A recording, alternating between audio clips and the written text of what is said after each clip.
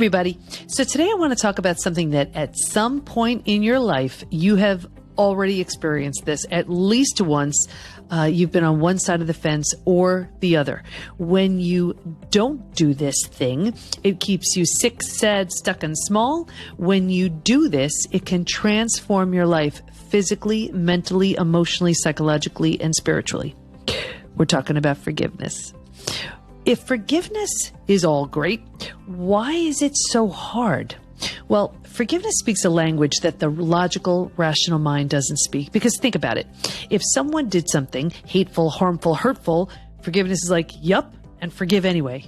You know, that doesn't make any sense. And that's because forgiveness has nothing to do with the other person. It has everything to do with you. Because think about it. If someone did something to you, let's say a day, a week, a month, a year, 20 years ago, and you're still hanging on to it, how's it affecting you? What's it leading to? What is it causing you to do or not do? Who is it causing you to trust or not trust? What is it preventing you from experiencing, right? And holding on to that anger and that bitterness and that resentment, I mean, that's causing such physical issues.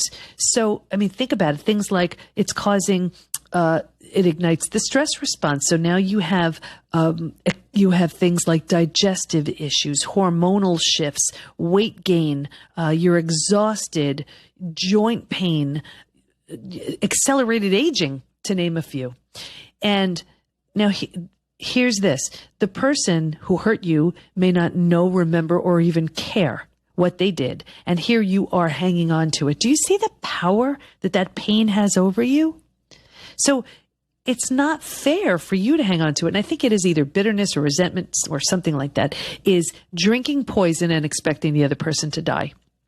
And it's so true. You're hanging on to all this pain, you know, and hoping on some level that it affects the other person, but it's really just hurting you. And you're essentially putting yourself in a prison that only you have the key to. So I want to approach this from two sides here. If you've hurt someone, I want you to look at it through the lens of what's that person experiencing? And if you've been hurt, you're going to understand why you're in pain and why things feel the way that they do. Because, you know, we can't change what we're not aware of. So look at this through those two lenses. So, you know, think about it. Let's just say somebody does something. You know, when we forgive someone, we're thinking, am I setting myself up for it to happen again? Am I being a sucker? Am I making it okay? You know, am I somehow showing that you could do these kinds of things? And so it's hard because we're thinking that this is the setup. So if we forgive, then we're somehow making these things right or making these things okay. You know, also what happens with forgiveness is when someone does something to hurt us, we feel powerless. We feel like our control's been taken away. So forgiving someone is something that we feel we have control over. So if control's been taken away, we're not so quick to just hand that over again. So from those two perspectives, if you hurt someone and you're wondering, why aren't they just over it already? Well, because this is what they're struggling with. And if you've been hurt, no, this is why you're struggling. But there are also these really big other things that you'd have to give up, okay? Because you have to give this up if you forgive. Ready? You have to give up being right. Face it, being right feels good. You have to give that up. You have to give up self-pity. You have to give up your story. You know, you have to give up having someone to blame. You have to give up justifying inaction. Well, like, oh, I can't do that. Look what I've been through. You'd have to give that up. You'd have to give up, if you forgive, you have to give up learning to trust again, right? That's hard. So instead of dealing with the idea of, do I let you in? Do I keep you out? Is it safe to trust you? Is it not safe to trust you? You're like, forget it. I just won't trust anybody. And you get to feed and fuel your addiction. What am I talking about right there? When something happens, you lay down this track in your brain. And every time you think about it, it creates this like chemical cocktail. And it lights up different areas of the brain. And as you're going about your day, you may feel like a little withdrawal. So what do? You think about it and you give yourself a hit of these chemicals that just, light up certain parts of your brain. Just like any cocktail, those, that pathway that you've created and those thoughts are addictive. You'd have to break that addiction. Now, what do you get when you give it up? Well, you get to be free. I mean, you get real freedom. You get health. You get to heal. Your body stops breaking down and starts rebuilding. You get a way better story, and you get to be the hero or the heroine of your story. You get to be the role model also. And think about it. If you're walking around with this burden and you're carrying it in front of you, it's like, imagine carrying this like 50-pound boulder. You can't see what's right in front of you. You can't grab hold of any other opportunities. Your hands are tied. Your hands are busy holding on to this boulder. But when you forgive, it's like you're putting down that boulder, that huge weight, that huge burden. And with that, it frees you up, first of all, to see other opportunities that are in front of you, and just to and to access and grab those other things that are in front of you. So there are just so many so many benefits that you get when you make that decision. But I get it. It's giving up the small self gains, those ego gains, for those gains of the highest self. But you have to make that choice. Here's another thing too. There's an official name for it. I'm not sure what it is. I call it the window of willingness. So what this is if you're wondering, again, if you've hurt someone, why are they over it already? Or if you've been hurt, why didn't I receive this? Or why did I receive this? Take a look, because here's the 4 different levels of what makes someone willing to forgive and willing to, and also the most likely to rebuild. So it's starting from, imagine a window where it's the most open and the most likely that forgiveness can come right in and everything is good, to the least likely. So the first is, this one involves apology, remorse, and restitution. It looks like this. I'm so sorry. Apology. I feel so bad for what I did or said. Remorse. What can I do to make it up to you? Restitution. What's so great about this one is there's a high degree of empathy. My heart is speaking to your heart. And, here we're open. We're taking responsibility for what we said or did.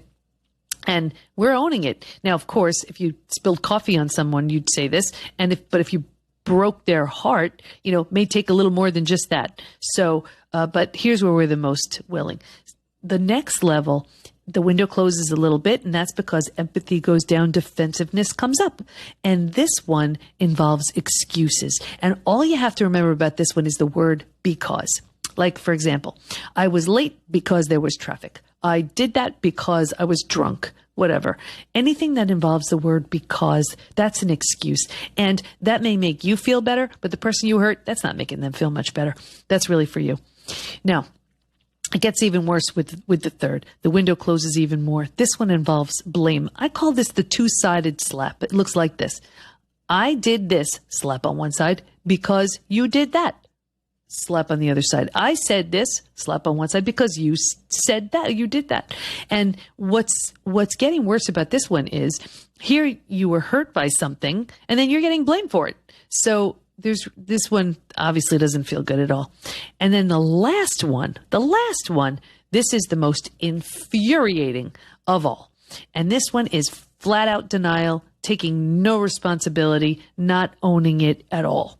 This person is just, wasn't me. I didn't do it. Don't look at me. Any of this. This is absolutely infuriating. And I've been in these situations too. And, you're not really working with much when you're here. Here's what I would say if this is an experience with you. How do you find any closure when it's this kind of experience? This is why forgiveness work is so important, because you do it for you. How do you find any justice? That's karma's job.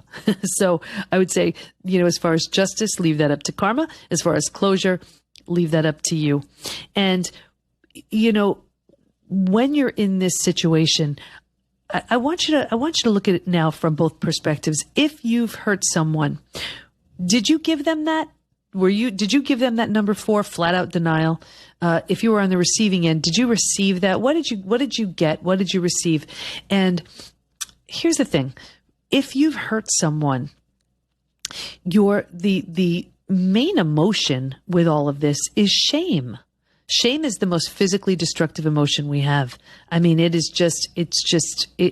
destroys you, and you do all you can to run from it. So you may find that you're using things like food, drugs, alcohol, work, TV, keeping busy, reckless behavior, anything to distract yourself from yourself. But what's the way out of this? Light and honor. And what does that mean? Shine a light on it. Be honest, be open, take responsibility, and do right by that other person. And I'm all about self-forgiveness after you've done every single thing you can to do right by the person that you hurt. So instead of running from your shame, running from what you've done, face it. Put your big girl panties on, put your big boy pants on, and own it. Don't look for don't have any expectation. How's that person going to receive it? What are they going to say? How are they going to react? No, you're just doing right because that's the right thing to do. Now, I invite you to do something. If you've hurt someone, don't give them that, the denial or the blame or even the excuses. Go for that number 1, apology, remorse, restitution. Now, if you've been on the other end of this, you're the one who's been hurt. I want you to take a look and see what hanging on to all this pain is doing to you. It's enough. The emotions you're feeling, anger, bitterness, resentment, these are close seconds to shame, and they're creating physical, mental, and emotional wear and tear. You deserve so much better. And I remember this beautiful quote, the best revenge is a life well lived. And that's what you deserve. And another quote I just want to leave you with. I remember I heard this from Wayne Dyer. It was a Mark Twain quote. And it's like this. Forgiveness is the fragrance the violet sheds on the heel that crushed it. Isn't that beautiful? So to sum this up for today, there's so much more we can say about forgiveness, but just to sum it up, forgiveness is a gift you give yourself. Forgive and be free. If you've harmed someone, do right by that person. Apology, remorse, restitution, then all the self-forgiveness you want. If they're not alive and on this planet, make sure you pass it, you pay it forward by making sure, you don't do it again, and people in your world can benefit from your mistake somehow. If you've been on the receiving end of hurt, know that you've paid long enough, and you can't suffer enough. You can't hurt enough. You can't go through enough to have that person understand. So it's time for your healing. It's time for you to heal. Forgiveness is a process also. It happens in layers, stages. I remember thinking, oh, it's just going to be one big ta-da, you're healed and you've forgiven. No, you forgive, you take it back. You forgive, you take it back. Good days, you're really good. Days that aren't so good, you're like, nah, I'm taking it back. And it's a process, and give yourself time. It's, there's also one last thing I want to cover, the if-then rule when it comes to forgiveness. And if you feel safe and valued and you forgive, you'll actually feel better for it. If you do not feel safe and valued and you forgive, you feel worse. So I would invite you to ask yourself, in your circumstance, are you forgiving because you just want to keep the peace, because you're insecure or afraid you just can't be on your own, or whatever it is, and by just forgiving, you'll be kept safe somehow? Or is it, I got it. I understand that people make mistakes and they've owned it. They've taken responsibility for it. I see that they're absolutely different than the person who made the mistake, because think about it. If someone was awake and aware, they couldn't hurt a fly. But we're constantly growing and evolving. And at the time that person hurt you, that was the best they could do.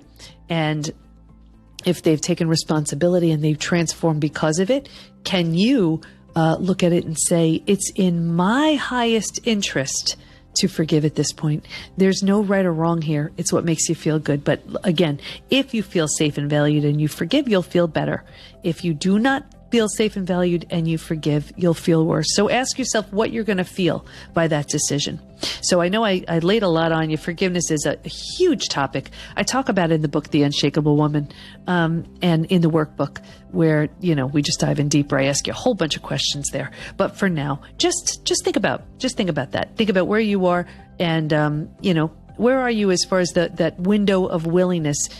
Go for that number one, and hopefully you'll be receiving that number one, and we'll take it from there. I'll talk to you next time. Bye-bye.